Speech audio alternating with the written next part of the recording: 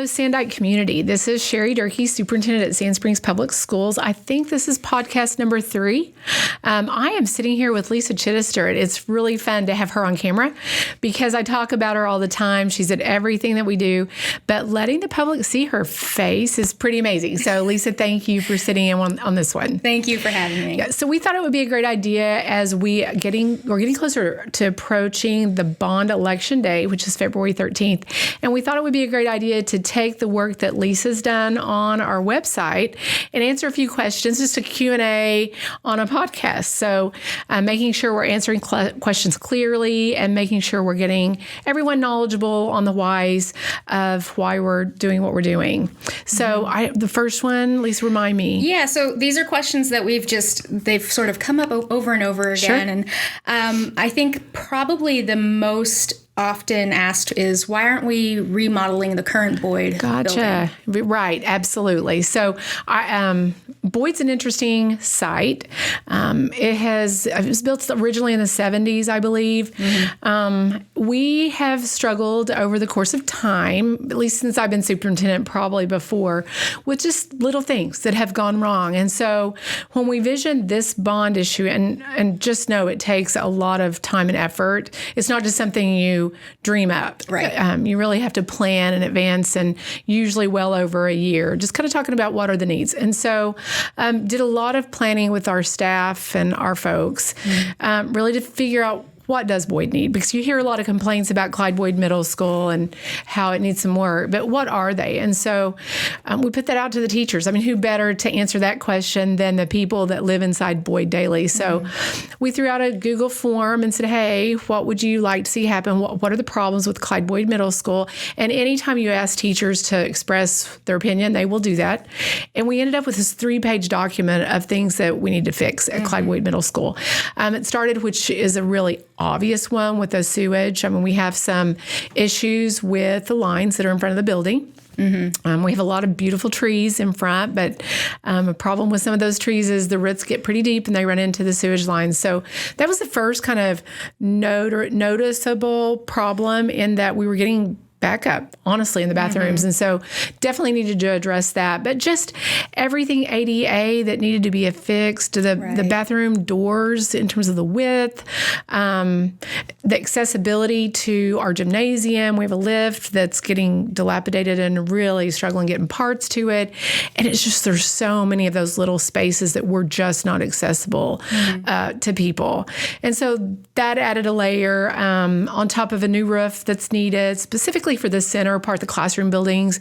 The roof needed to be replaced. And then with our first bond committee meeting, you were there. So with this bold idea, how many entrances are there at Clyde Boyd Middle School? And Miss Noel and I sat down with the floor plan and started looking at how many entrances were there and how many ways people could get in. So just from a safety perspective. Anyway, the compilation of lists just kept getting longer and longer. And I have to give Mike Mullins credit, our board member. He said, we might think about breaking new ground. And I kind of said, we can't afford it. But after about 6 months, we met with our bond consultant about how much it would cost. And of course, our architects, KKT, they've been amazing. And finally, Sarah Gould just looked at me and said, listen, I know you want to remodel, but with as much money as you're talking about putting into the building, it really would be smarter to just start from the get-go. So born as a new idea about a new 7th and 8th grade center for our kids, and it has blossomed, and it's really fabulous. So we're looking at a 2-story building for 7th and 8th graders alongside a new cafeteria and a new kitchen. And then the other brilliance is the cafeteria will actually be hardened, meeting FEMA specifications for a storm shelter. So lots of good stuff in the bond. Really took me, to be honest, a little bit of time to come to this full resolution that, yes, this is the best way to approach that problem. So here we are with the possibility of a brand new center and kind of manipulating some parking and some bus drop-off and pickup and parent drop-off and pickup, and really taking advantage of an opportunity to improve not just the classroom space, but the campus in and of itself, making it easier to maneuver. So, I mean, there's a whole story about the cafeteria alone, about how many lunches we serve, how hard it is to get kids in and out, the fact that the 6th graders don't even go to the cafeteria to eat their lunch. It's actually delivered to them. And it was so many reasons. And we've been talking about that in committee meetings for a long time. And a lot of that information, as you know, can be found on our website. Yes, absolutely. And let's talk, you mentioned parking. Sure. Let's get a little more into that because there have been some people wondering about parking for the new Boyd building. That's a really big concern if you're a person that works there and you need to go to work and park. So that was a reflection that I didn't put, honestly, in our information as we were putting it out. And that question came up, and I was really glad. And honestly, the first question came from a teacher at Pratt. From the get-go, we talked about implementing the far west portion, just a small strip along the Pratt playground that would allow for angled parking for staff and events and all of those things. So really parking is a non-issue, but I'm glad people are asking because definitely that's something that we didn't put out originally in the information, and people need to know that that was well thought out. I can't take credit. However, KKT is amazing. They think of all the nuances that would affect, the project. So that was planned accordingly from the get-go. So no worries on parking. Good. That's important. For sure. So let's dive into a question we've gotten a couple times about curriculum. Absolutely. Because this bond does include funds for curriculum. Right. And a lot of people are asking what kind of curriculum is going to be Absolutely. And that's a fair question. So every bond we run, we make sure we put curriculum needs as a portion of it. So that's not a new ask for the public. We've done that for years, mostly because state funding doesn't provide an adequate number of dollars to cover the cost of a curriculum year. So we adopt a new subject every year. There is a strategy behind that driven by the state. We actually are lucky enough to have a person from our district on the state textbook committee. So Jay Roeder serves on that committee. We pick our curriculum based on what the state textbook committee approves. So I'm going to start there. It's just a curriculum that's in alignment with the state standards that are in Oklahoma law, which is driven by the Oklahoma legislature. So that's really important. In terms of these bond dollars specifically, what are we going to buy? Well, we don't know exactly, but what we do know is the state provides about $350,000 a year for textbook purchases, and we also know that our district spends well over $500,000 to cover the district and the kids. So it's important that we have that money so that we can make sure that we have the money necessary to purchase the curriculum. So what's happening right now, the committee is considering math curriculum. We have a whole broad committee in Sand Springs that looks at the choices adopted by the state committee, and then we pick from that list. We're not just willy-nilly buying different things for curriculum. And right now, it's math adoption. So we will have purchased math already. So the bond dollars we receive with this election, the new ones, would not be used until the next textbook cycle, which starts next spring, really next fall. They start talking about it, but next spring.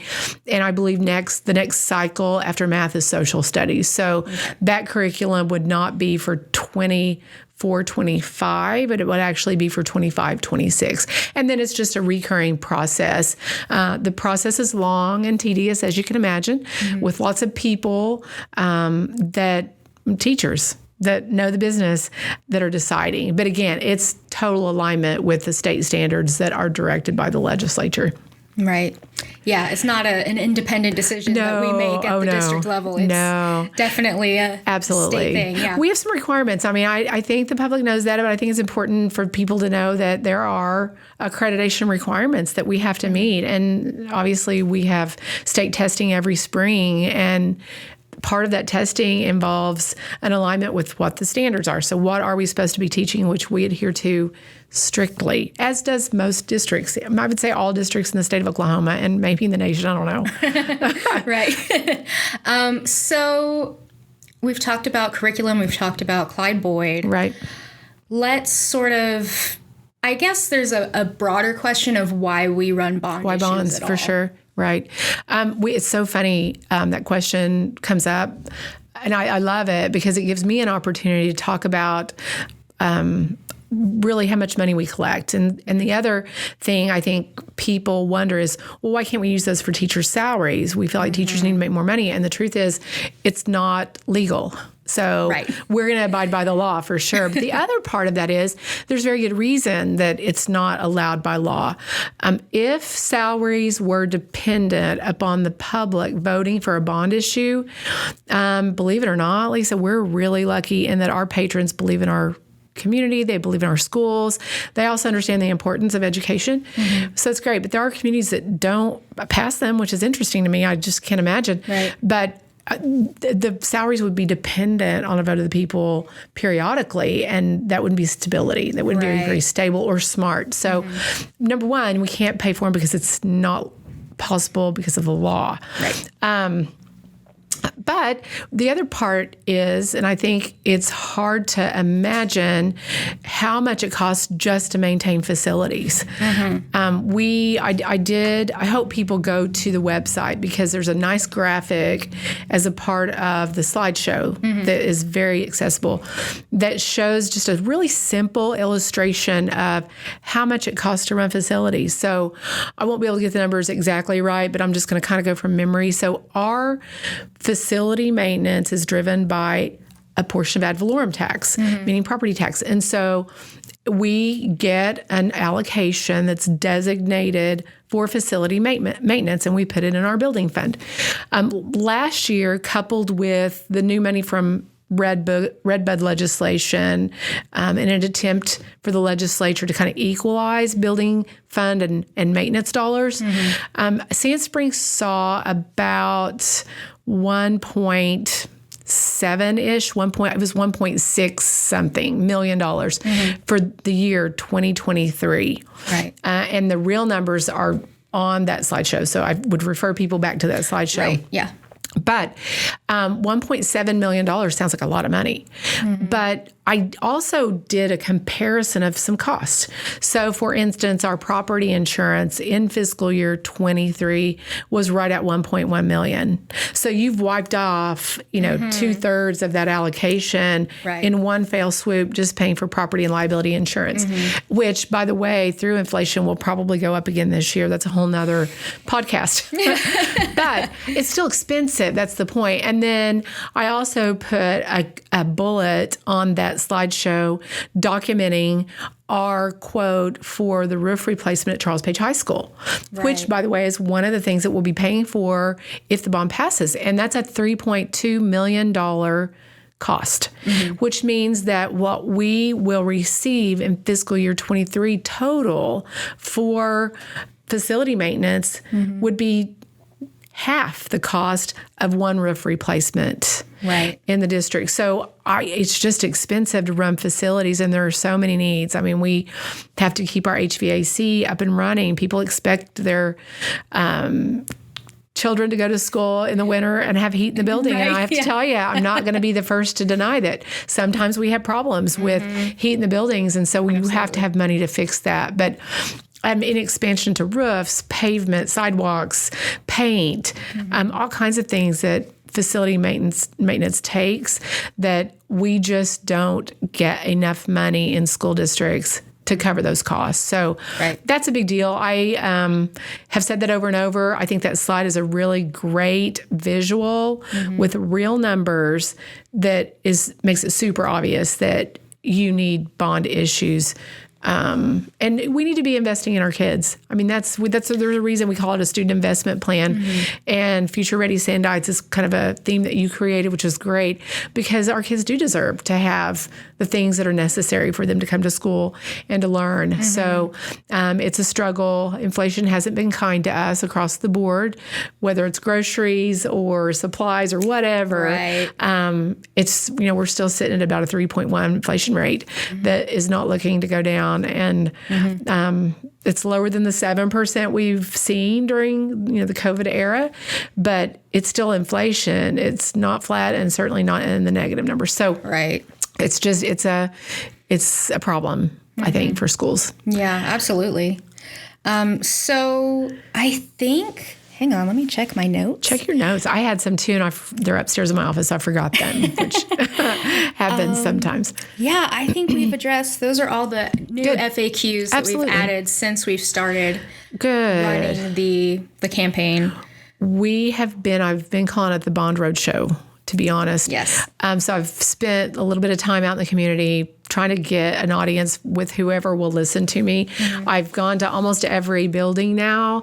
My staff, they have to listen to me, so that's probably not fair, but really transparency and getting the word out to people so that they can understand why and what we're doing. Heading to Rock Community, the volunteer fire department up North 97 this evening to talk to those folks about it. Spent some time at Rotary getting ready to do a chamber forum, but we do have a committee meeting Monday night on the 29th. Yes. That's open to the public at Clyde Boyd Middle School. So it's just so fun to let people actually see. Right. Because when you come and actually see, it makes a lot of sense. There are people, if they haven't seen Clyde Boyd in a while, should come. There's a before and there's an after. Absolutely. Absolutely. So we have a committee member, as you know, made up of about 30 people from the community and staff, a lot of community, that when they saw the building the first night, they were just pretty much convinced that it was necessary. And again, it's 50% of the bond ask, rightly so, because it is the building that has the most needs. So we want to get that rectified. So I would encourage anyone that has a question or would like to see it to come out Monday night, because we certainly will be there. I think we begin at 5:30. Do you remember the time? Don't remember the time, but it's on our website. And probably on our Facebook page too. Yes. So check the website, but the public is welcome. And then the other thing I want to announce here is we're having a ribbon cutting for this building, Central Admin. So this is the 100-year-old building that we remodeled at the will of the people. Honestly, in 2019, we ran the bond and got the freshmen out of this building to the high school. People were really interested in seeing this place remodeled. So we did it. So we're having a ribbon cutting. Right. 5:00 on February 5th, which is right before our board meeting and district dialogue. So I'm going to make a shameless plug. District dialogue before every board meeting, 5:30. Open to the public. Please, please, please come. I just beg people to come to that. But you get questions answered, and we're really kind of bond focused now, but we won't be stopping those. And another shameless plug, we'll be continuing those. Right.